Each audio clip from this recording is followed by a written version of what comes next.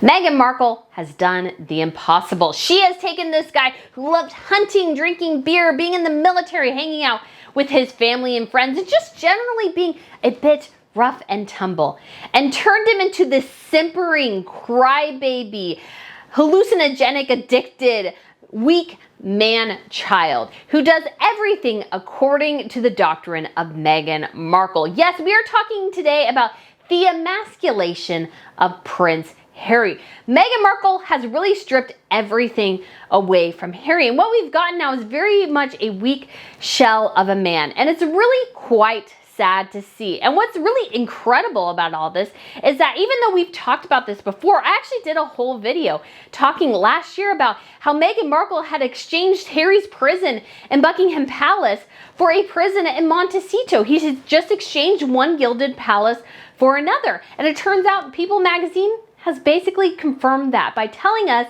that when it comes to their household, and I think their businesses, and to a certain extent everything about their lives, is dictated by Meghan Markle. Harry has little to no say in what the couple does, their family does. It seems like it's entirely driven by Meghan, and this is a sad state of affairs to see. And we will go ahead and examine the emasculation over time of Prince Harry by Meghan Markle, basically turning him into a mirror image of her, a little bit more masculine, but also very, very feminine. You can even say she's feminized Prince Harry, which is really, really hard to think about considering what we saw from him in the years before we met her.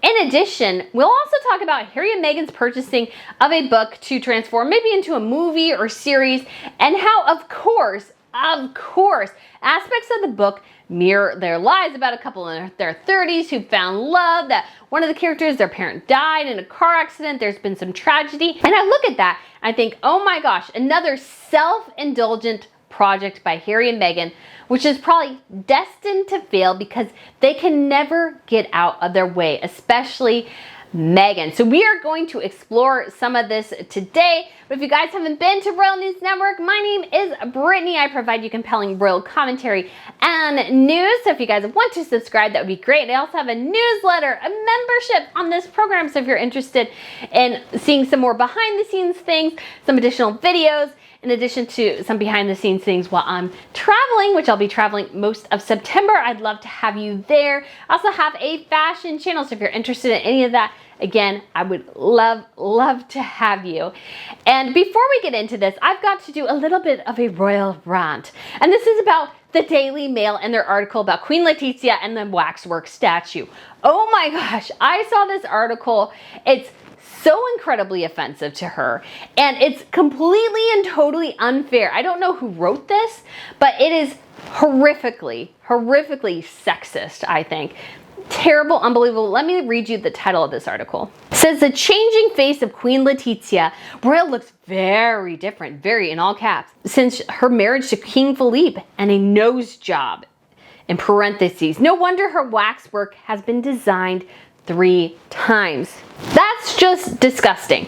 If people want to have plastic surgery, I don't have any issue with it. I really don't. Obviously, unless it gets a bit too self-indulgent, although I will say what I don't like is people telling me, no, I haven't had plastic surgery when they've actually had plastic surgery. That's called lying. But Queen Letizia has never confirmed or denied a nose job, so if she had, I mean, who cares? Sometimes people want to feel better about themselves and she decided to do that. But to say that the waxwork was changed because basically she's had so much plastic surgery that they have to transform the waxwork every time she has like a new facelift or something is ludicrous, because when you go down the article and look at the waxworks, they are all hideous. They are hideous. They are horribly done. They look nothing like her. They're ugly. I mean, oh my gosh, that is hideous. And that they're basically saying that her excessive plastic surgery in their eyes is the reason that they're changing those wax figures. Well, I think it's because the wax figures are ugly. And they're just trying to get the wax figures to match Letizia. And they keep having to redo it. There's like, oh, you know what? Maybe we have this different creator guy. Maybe he could kind of do it a bit better. I think they should just fire them all and forget it, because that thing is ugly. It does not capture Letizia's beauty at all. She was a former news anchor. And if she's had a little bit of work done, I don't care. And at the same time too, maybe some of the process that we're seeing is not plastic surgery. It's a process called aging. All women age. Sometimes it's pretty, sometimes it's not, but we are all subject to the ravages of time. And I think Letizia looks fantastic. That woman has massive guns. Like my little fatty arms here. She has like bulging biceps that a bodybuilder man would be envious of. That woman works out like a fiend. She's in fantastic shape. I think what they're doing to her is totally disgusting. That article should be taken down. There was no reason for it and no reason for the insinuation of what they're doing. You could have said something about, is this not the ugliest waxwork in the world? That would have been a better way to go than to say basically she's had so much plastic surgery they just need to change the waxwork all the time to match it. So angry. Because again, it's totally unfair to a woman, because it's hard enough being in the spotlight. And to be in the spotlight for as long as she has, and she's getting older, her kids are getting older. So you know what? That's gonna be harder and harder for her as time goes on. So I don't think any other pressure from the Daily Mail is necessary here. Just let a woman be a woman here. But when it comes to Harry and Meghan, this is a little bit different, because we're talking about the dynamics of a relationship, of a marriage that I don't think has probably ever been in a great spot. And it seems to sound like Harry needs to drive himself around in a wiener car in order to feel a little bit like a man every once in a while. So how do I know this? Well, I always thought this, but guess what? People magazine confirmed it for me. Isn't that nice? Isn't that nice when publications who are written by Harry and Meghan, basically, or their PR team, although it was mostly slanted towards Meghan, go ahead and say, yeah, she dictates everything around the house and he just bends. He just does it. And probably because he wants to, or does he? Let's see. I realize I think I forgot my food in the car. This is Miss Pippa. She helps me. I just say, Miss Pippa, is there people there? Where are they? They're over there. Do you see them? Oh, good girl. Good girl. Mwah, mwah. Go sleep in your bed. Where was I? Yes, People magazine. Let's get back into it. So here's what it says. It says, while the Duke and Duchess of Sussex have faced setbacks since stepping back from their royal roles and working to make a name in Hollywood, a family insider tells People they seemed really happy together. Which is past tense, by the way. Seemed? They're telling us something?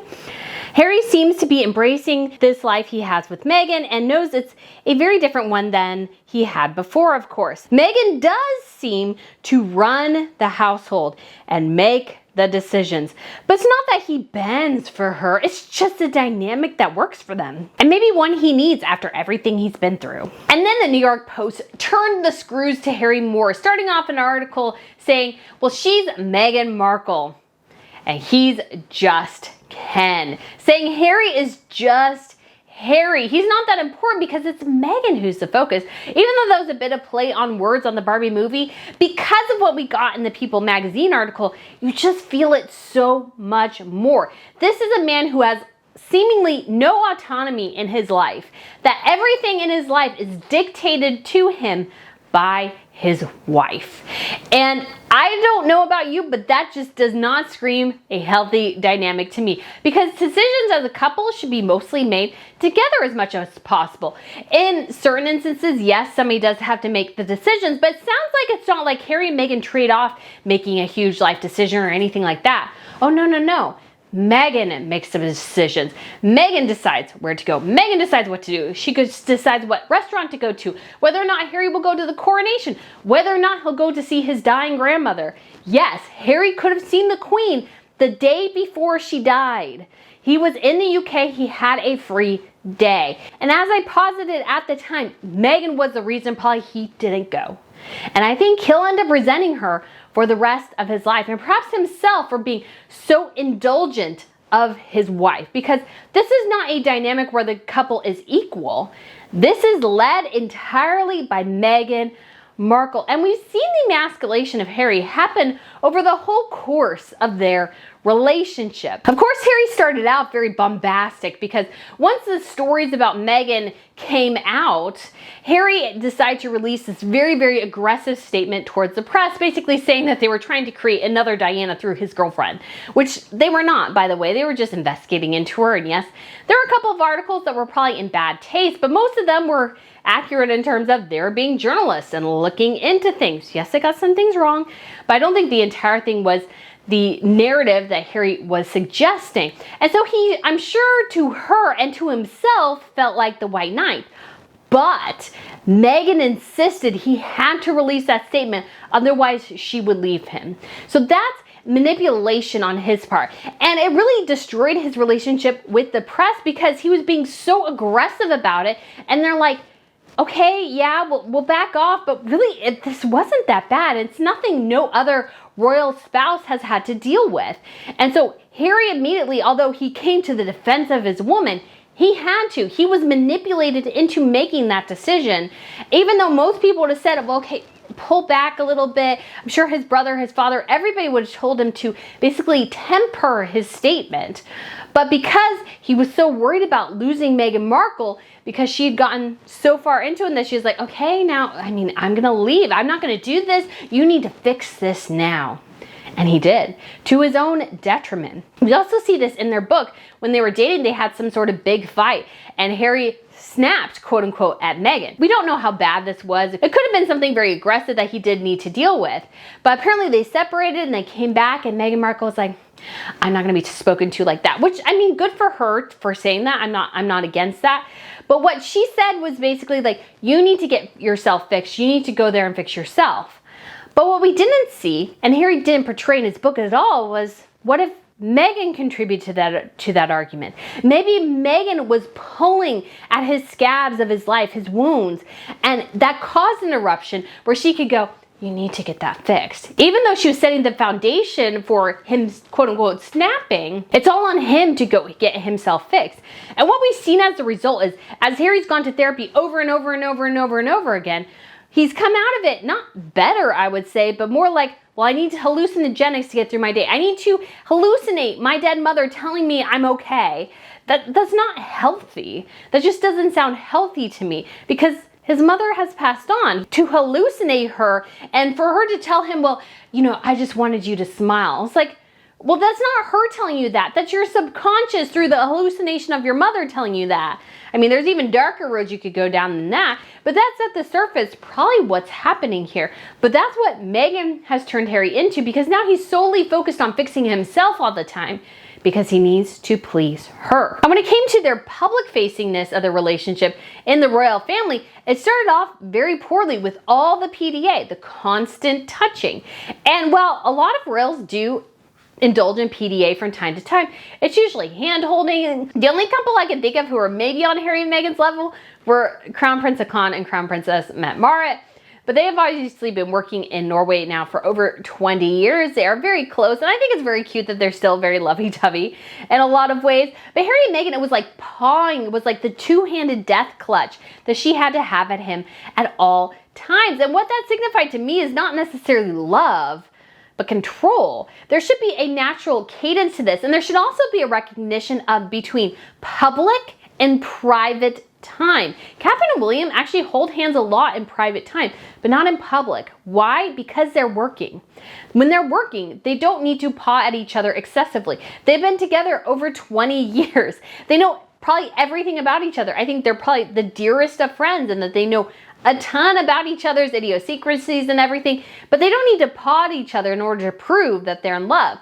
And for me, that's always felt like what Harry and Meghan had to do. And I wondered, because I didn't see Harry being like that too much with his other girlfriends, if that was part of the demands for Meghan Markle. You must hold my hand. You must hold my hand at all times. And it gets even so juvenile that when they come to an obstruction in their path, they literally hold the hands as long as they can, or they literally hold the hands and go over the obstruction and go back down. I'm like, that's not adulthood. That's childish. The last time I really saw that was in like middle school, high school. That's the last time I probably saw something that ridiculous between two grown adults. And so it didn't scream to me that Harry was being, oh, this great man and this protector. No, it screamed to me like he had to do this. And then I think he's also starting to get rather annoyed by it, because we saw at the UN event where Harry deliberately let go of her hand and put it on his own knee. Now, if Harry had let go of her hand and then put his hand on her knee, that I would understand. But no, he let go of her hand, put it on his knee. She grabbed his hand with both of her hands, dragged it over to her lap. And he just looked, after that, trapped, lost, and frustrated. He's like, how did it come to this? Because you can feel like this is demanded. He has to do this in order to please her. And while, again, PDA is not the end of the world, it should not be something you're doing constantly. And then when it came to their royal engagements, her constantly walking in front of him, introducing herself to people, even the King of Morocco before him. That is such an incredible breach of royal protocol. I cannot even tell you that, especially in a Middle Eastern country. You never do that. The blood royals go first. And it's always in the line of succession too. So if you have more royals there, so perhaps the king and queen are there and the heir, then the king and queen go first, the heir and his wife go second. Blood in this situation matters. It doesn't matter that Meghan Markle, oh, I was an actress, so I don't mind introducing myself to people. That's not it. This is about diplomacy, protocol. She showed such a disregard for his position. It's really quite disgusting when you think about it, that she just showed a complete and utter disregard for who he is as a royal, his role, his life, everything so much about it, that she completely dismissed the role he had to play in this situation. It shows that she had absolutely no respect for him. She had no respect for him. She had no respect for the monarchy, because yes, I'm sure it's annoying to walk 5 steps behind your husband your whole life. But guess what? Prince Philip did that to the Queen his whole life. He was a manly man. He was in the military. He would have stayed in the military if he could have. He was a very rough and tumble guy. He was very gruff.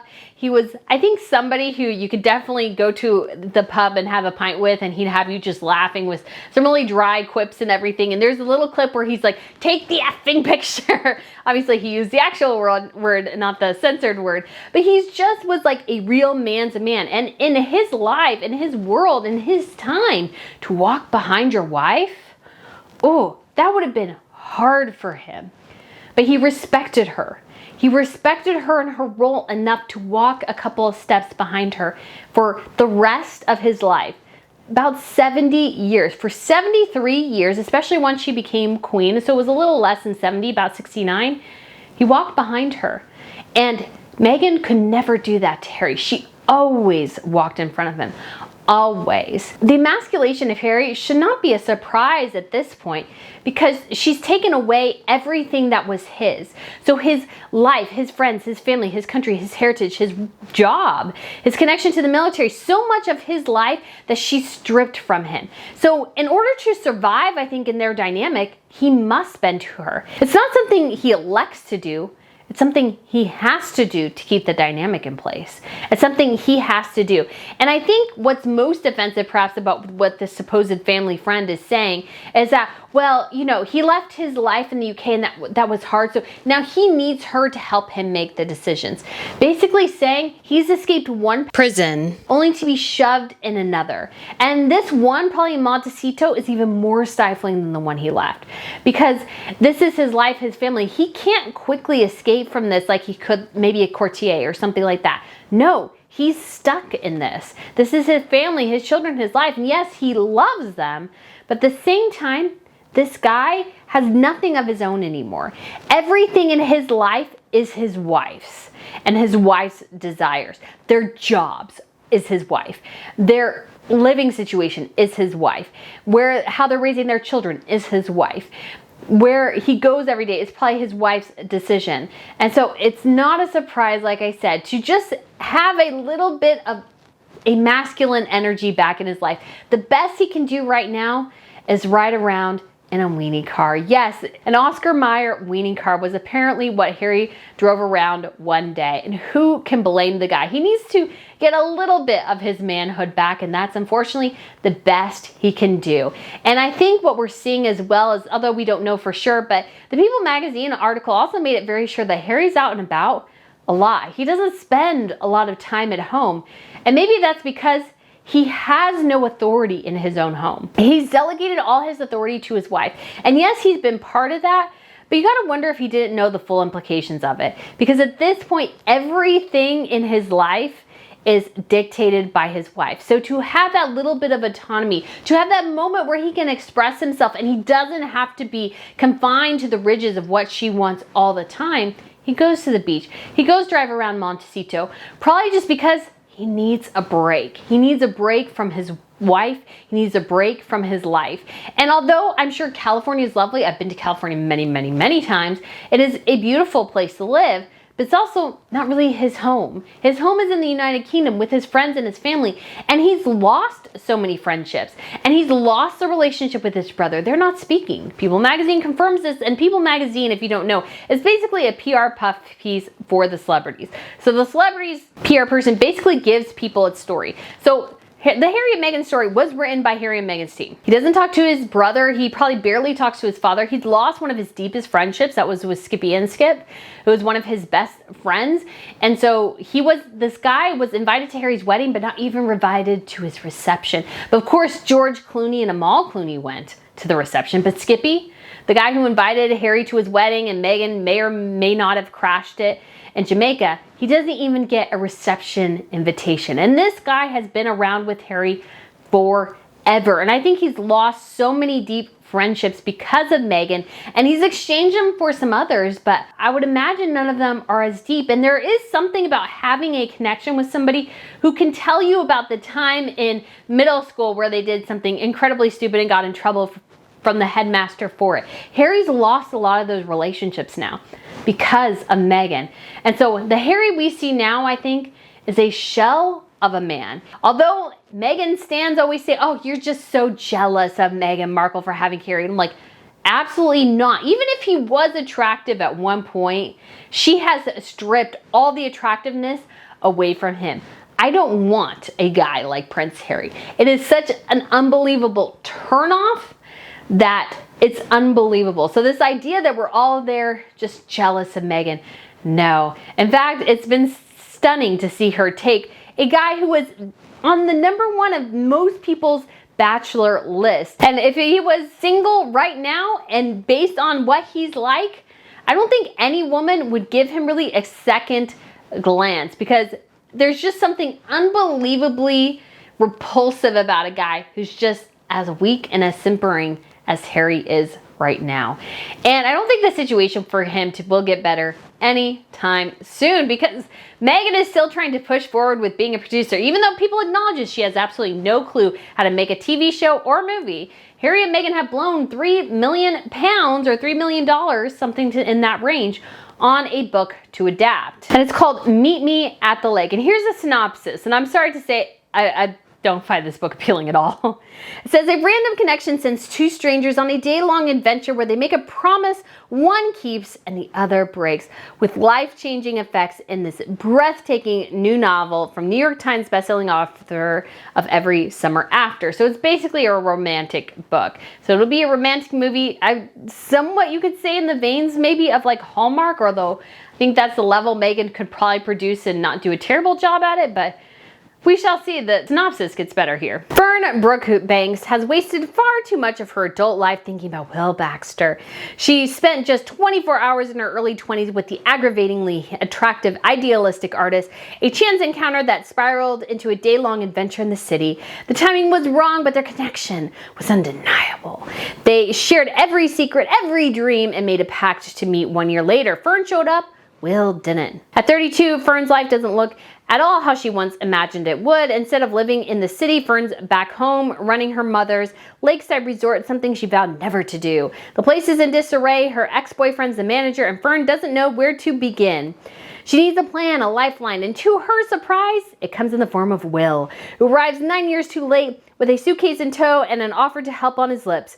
Will may be the only person who understands what Fern is going through, but how could she possibly trust this expensive suit-wearing mirage who seems nothing like the young man she met all those years ago? Will is hiding something, and Fern's not sure she wants to know what it is. But 10 years ago, Will Baxter rescued Fern. Can she do the same for him? Okay, that sounds like a Hallmark movie. You should not be paying $3 million for the rights to what is basically the level of a Hallmark movie. Now, it could be much better, but that book synopsis, it doesn't feel like a Nicholas Sparks. It just feels very much like something you'd watch on Hallmark. It's like so true too. The girl who thought she would go to the city, no, she ends up back at home with her parents, helping them, you know, with their Christmas tree farm kind of thing. Like, that's what it feels like. And so $3 million, I think, is way too much for Harry and Meghan where they're at. They have yet to create any scripted content. And so $3 million seems like way too much for two people who have no experience and no actual background producing anything. They don't know how to make anything. People magazine confirmed this. Meghan had no clue how to make a TV show or movie. And I think they barely managed to scrap together a documentary. And that was dictated by somebody who they probably also spent way too much money for, because Harry and Meghan, in their minds, are so important that they had to hire an Oscar caliber documentary for them basically to complain about their lives. So to pay $3 million for this, I think is way too much, because I don't know if the property is even worth that much. And A, you guys have no background in doing anything. Why would you pay so much money? That's already $3 million in production costs down the drain. And you don't even have the foundation to set up a production studio. You guys have no clue what you're doing. Why are you wasting $3 million on a product when you should find a product that's $100,000, $10,000 that you could enhance, make? I would start small before going to something so big. And right now, it's a terrible time in Hollywood to be trying to produce something. Hollywood's on strike.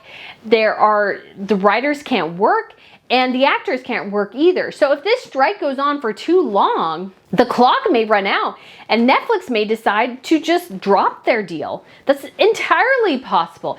All the Hollywood production companies right now, I think, are reevaluating their costs, and they're seeing where they can lose some and where they can gain some. And I think the whole industry is probably at the end of the day going to reset itself. And I think those who are at the lower end of quality production and everything are going to bear the brunt of that reformation, because I think they're going to change up and go, okay, we need to slim down everyone. Let's get rid of the people who aren't as good so we can actually use the money we have left, which is not that much, to prop up the people we have who are really good. Harry and Meghan are untested. Why would you purchase a property? $3 million. Now again, $10,000 to $100,000, maybe. $3 million on a property you may not be able to make. The industry may move on, and it's basically the quality of a Hallmark movie. That just sounds like a Hallmark movie. So why are you spending $3 million on that? And then it gets better, because apparently somebody struggles with drugs and addiction. Then we also have one of the characters, their parent died in a car accident, and they're both in their 30s now. So we have a couple other hints and nudges that there's some aspects of the story that mimic the life of Harry and Meghan. And because of this, I can't see how this won't be an incredibly indulgent project. They probably bought the project, spent that much just because, oh, that character's parent died in a car accident. Harry, your mom died in a car accident. Oh, look, we can make this. That's not how you should be making a movie. That's really, really not. Because at this point, Harry and Meghan have been called out so many times for being so self-indulgent. And this project just screams that. I'm sure the couple will be biracial. I'm sure they'll take a whole lot of woke boxes, which generally means that the project may not do that well. So I think this is an incredible waste of money by Harry and Meghan. And it's really incredible to see them just overpay for something to such an extent. I was just like, $3 million. It seems like so much, especially for two people who have absolutely no clue how to make a movie, how to make a television show, how to do any of this actual production stuff. They hire out all of it. Now you can somewhat do that, but you also know how to hire people. And Meghan is a control freak. So the other problem is that even if she hires out all the things, she'll still want to oversee a bunch of it and insert herself way too much into the project.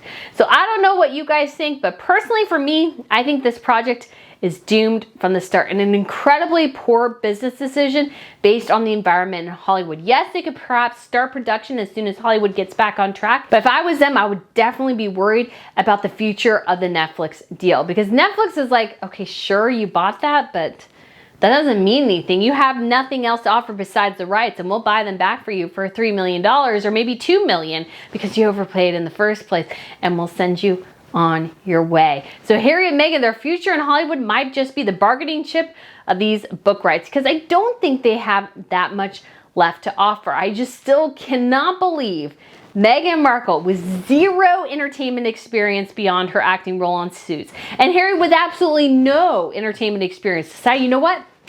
We're going to be producers. We're going to create content in Hollywood.